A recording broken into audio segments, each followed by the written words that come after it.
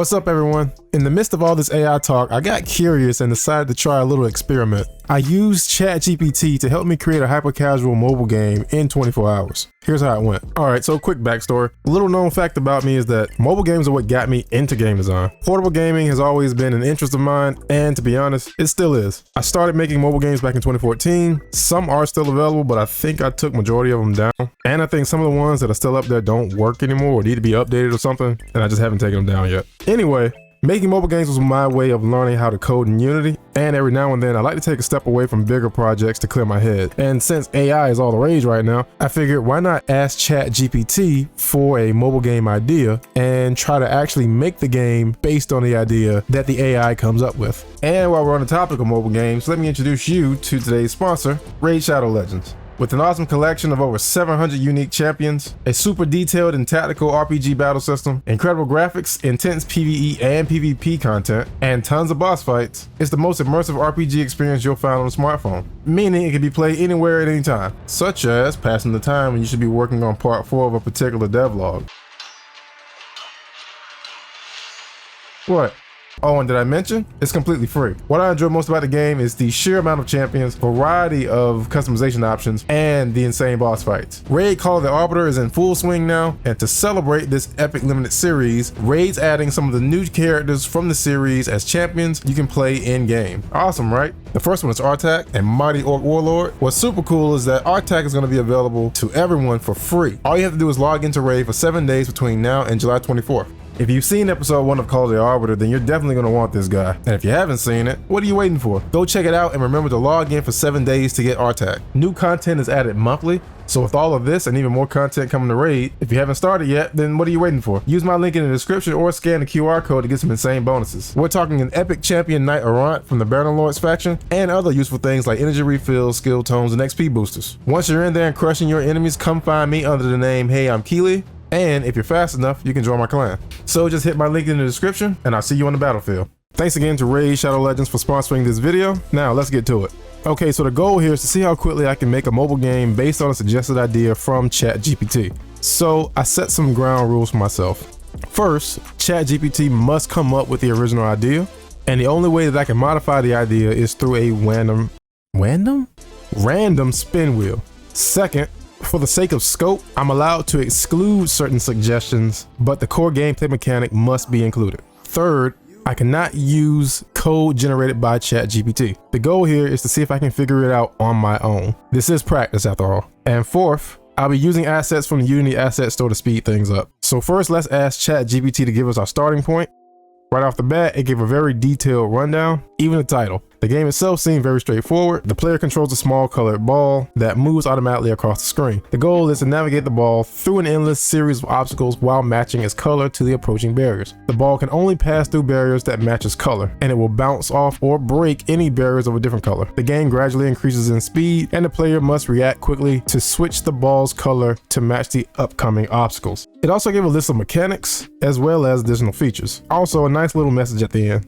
Now to mix things up a bit, I used a spin wheel to get a character and a theme. For the character,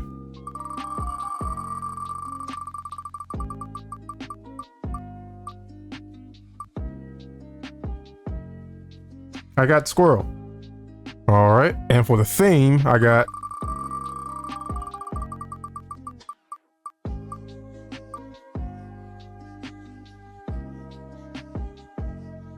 minimalistic. I took these two things and asked ChatGPT to modify the original idea to include these things, and here's the result. It pretty much gave me the same rundown with mechanics and additional features. The core gameplay stayed the same more or less, but it took the changes into account, and now instead of playing as a ball, we play as a squirrel. It's basically an endless runner, and you have to tap on the screen to change the colors to match upcoming gates. It also gave me tips on making the game minimalistic, so we'll see how that goes. I also asked it to generate some alternative titles, and I went with Shades of Squirrel. And now that we have the idea, let's get started on the project. Since it's going to be a mobile game, I set the platform to be Android and started setting things up. I started by downloading a low poly Squirrel because when I hear minimalistic, I think low poly. With the game being an endless runner, I needed to figure out how I wanted to handle the endless running part of the game. which meant there were some questions that I needed to answer. First, will the player actually move or give the illusion of movement? They're both viable options, and it really comes down to the game itself, more specifically the presentation of said game. Look at Temple Run, for example. The levels are designed with twists and turns, so it makes sense for the player to actually be moving. It's a cool system and one that I'm curious to learn, but I think it'll be overkill for this project. The other option is to give the illusion of movement, aka treadmill. With this method, the environment moves and the player stays in place, but it's presented in a way that makes it appear that the player is actually moving. I think this method will work best, and it'll be the faster option. I started with the floor, which won't be moving as it's just a stretched cube and has no reference points to tell whether or not it's actually moving anyway. Next, I set up the gates that the player must pass through in order to earn points. These will move towards the player. I set up some simple movement using a loop and played with some speed values until I found something comfortable. But this endless runner isn't looking very endless. Once the 3 gates pass the player, nothing. An option here is to have the game spawn new gates at specific intervals over time, but here at Keeley Incorporated, we like to recycle. So my solution was to simply move the gate ahead of the player once it's past them and has reached a specific off-screen position. And with that, boom, endless runner. This also brings up another challenge when it comes to endless runners, regardless of which method you use, and that's how do you hide assets from being loaded from the player? Some games very cleverly do this by using fog or perspective or both. Take Subway Surfers for example here. You notice how the vanishing point of the horizon, the point where the new assets will be loaded, is hidden by the curved level design and light fog. Plenty of other games do this as well, and some of them aren't even mobile games. In the case of this project, I used perspective and angled the camera in a way where you can see both the squirrel and the approaching gates, but it also hides the recycled gates when they're reset ahead of the player. I also set up the gates with a red, green, and blue material that randomly switch on reset. From here, I set up some simple materials for the squirrel to match the colors of the gates, as well as set up his running animations to start when the game starts. I also set up some code to modify the squirrel's animation speed to match the speed of the gates to further add to that sense of movement. Oh, by the way, the squirrel, his name is Roy G. Biv. Get it? Anyway, the next thing to do was to set up the input for changing Roy's color. I know Unity has dedicated functions for handling mobile inputs, but we're only working with tap functionality here. And if you didn't know, you can get away with using mouse clicks to simulate screen taps. And that's exactly what I did here. Each screen tap cycles Roy's color in a set order from red to green to blue. From here, I set up detecting collision between Roy and the gates using triggers. Once the player collides with the gate, the function is called and checks for a match by comparing the player's color value with the gates. If they match, the gate is disabled and the player earns a point. The game speed also increases slightly each time, up to a set limit. If they don't match, then the game speed variable is set to 0, which pauses the squirrel's animation and stops the gates from moving. At this point, I started working on the UI using an asset called UI Builder. Since the theme is minimalistic, I wanted to keep it simple. I started with how the score would be represented. Since ChatGPT said that the player gets an acorn for each point, I simply used an acorn as the background for the score. I also put a pause button over here that I ended up removing later for some reason. Setting this up was pretty easy since all I needed to do was make a reference to this text through a script. Each time the player earned a point, the function would be called and the text would be updated. The game over screen is simple as well, having only 2 text objects that are set before it appears, as well as 2 buttons for restarting and returning to the title screen. The fading transition is done through a coroutine that modifies the alpha value of the canvas group component on each panel.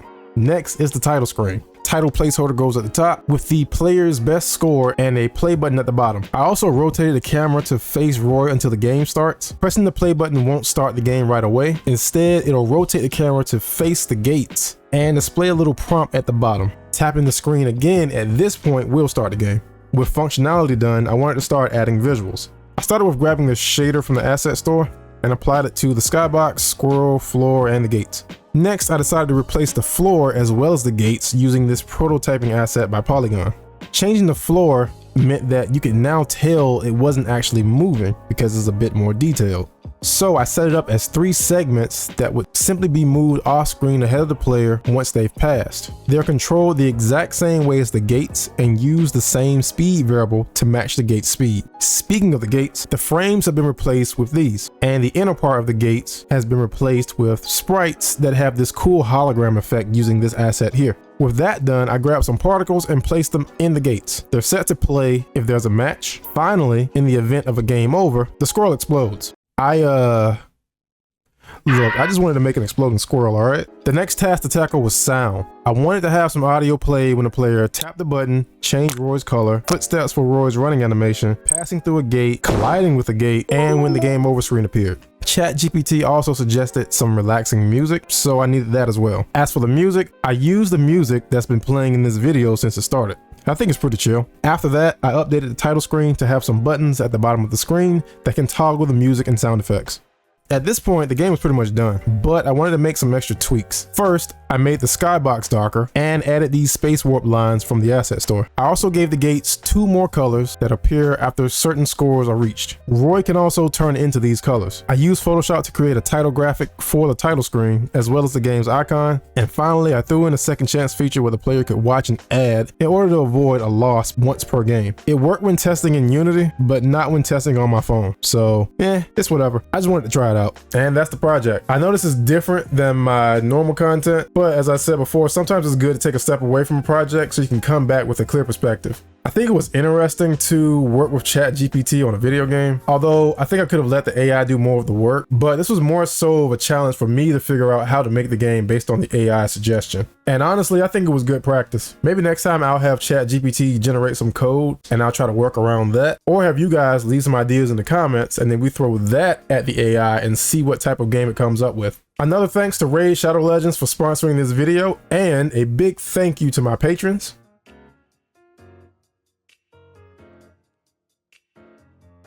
I'll put this game up on the Google Play Store so you can try it out. Sorry iPhone users, but Apple has way too many hoops to jump through to get a game up on their store. But if there's enough interest in it on the Android side, then I'll go ahead and get it up on Apple as well. But it's going to be it for this one. The Mega Man Zero devlog part 4 is on the way, but there's another old game that I want to play around with beforehand. We'll see how that goes. Anyway, I hope you all have a great rest of your day, and I'll see you in the next one. Peace.